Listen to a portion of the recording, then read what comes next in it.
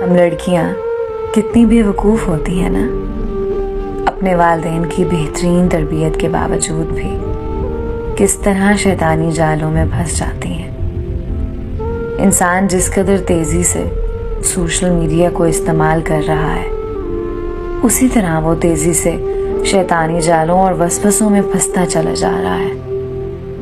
आज की कहानी एक ऐसी ही नादान लड़की की कहानी है जिसका ताल्लुक गवादर बलूचिस्तान से है। तकरीबन 4 साल पहले मैं बड़ी शौकीन थी पबजी गेम की। दिन रात खेलकर अपना वक्त ज़ाया करती। उस गेम में ही एक फेक आईडी से एक लड़का लड़की बनकर मेरे साथ बहुत अच्छी गेम खेलता रहा और मैं बेवकूफ़ भी उसे लड़की ही समझती रही। तकरीबन 2 साल तक हम दोनों फ्रेंड्स बनकर गेम खेलते रहे। वो लड़की मेरी बहुत गहरी दोस्त बन गई। 3रे साल में उसने बड़ी चालाकी से कहा कि तुम्हें पता है, हम अपने बड़े भाई के लिए रिश्ते देख रहे हैं और मैं तुम्हें बहुत टाइम से जानती हूँ। और मैंने अपने भाई को तुम्हारा बताया तो वो कहता है कि मैंने तुम्हारी दोस्त से ही शादी करनी है। अब बताओ, प्लीज़ इनकार मत करना क्योंकि तुम बहुत अच्छी हो और मुझे तुम जैसी भाभी चाहिए। मैं परेशान हो गई सुनकर और बोली कि सोच कर बताऊंगी। कुछ वक्त बाद उसने मुझसे फिर पूछा तो मैंने उसके भाई के लिए उसे हाँ कर दी।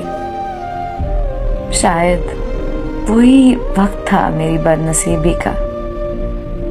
उस लड़की ने अपने भाई का नंबर दिया और उसकी फेक आईडी दी और उसके भाई ने मेरे साथ बात करना शुरू कर दिया और मैं बेवकूफ़ लड़की समझती रही कि शायद वो दोनों बहन भाई हैं, जबकि वो एक ही इंसान था जो बहन और भाई दोनों बनकर मेरे साथ बात किए जा रहा था।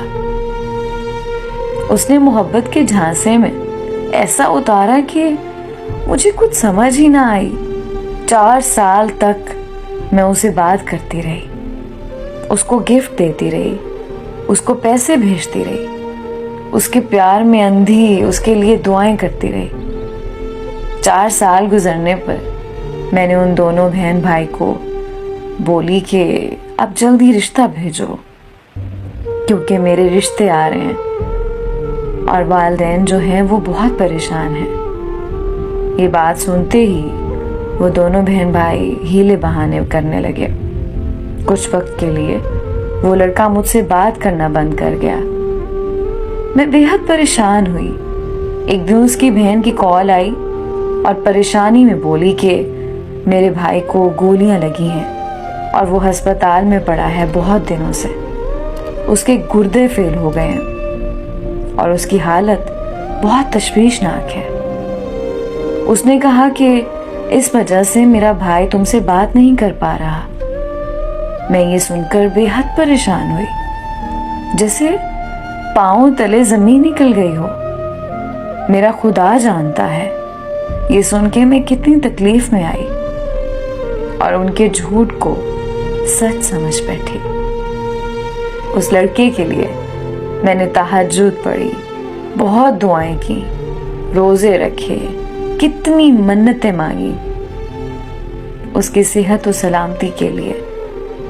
जब काफी वक्त गुजरा और उन दोनों का कुछ पता नहीं था तो मैं शक में पड़ी और अपने एक दोस्त से पता करवाया कि ये दोनों बहन भाई कौन हैं, कहाँ के हैं और वो लड़का किस अस्पताल में ज़ेरे इलाज है।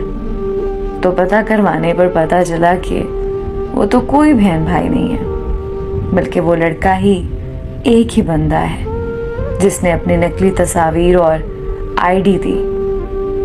उसको कोई गोली नहीं लगी, कोई गुर्दे फेल नहीं हुए। ये सब सुनकर मानो ऐसा लगता था कि जैसे दुनिया ही बदल गई हो।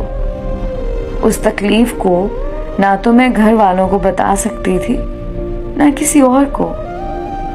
उन फेक बहन भाई की आईडी से आज तक मैं ब्लॉक हूँ कोई पता नहीं कि वो क्यों आए मेरी जिंदगी में और क्यों मेरी जिंदगी को वीरान करके चले गए। मेरी दुआ है कि ये कहानी सुनकर मेरी कोई और बहन ऐसे शैतानी जाल में ना फंसे।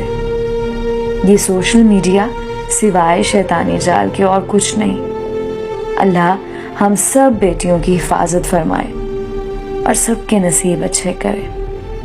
आमीन।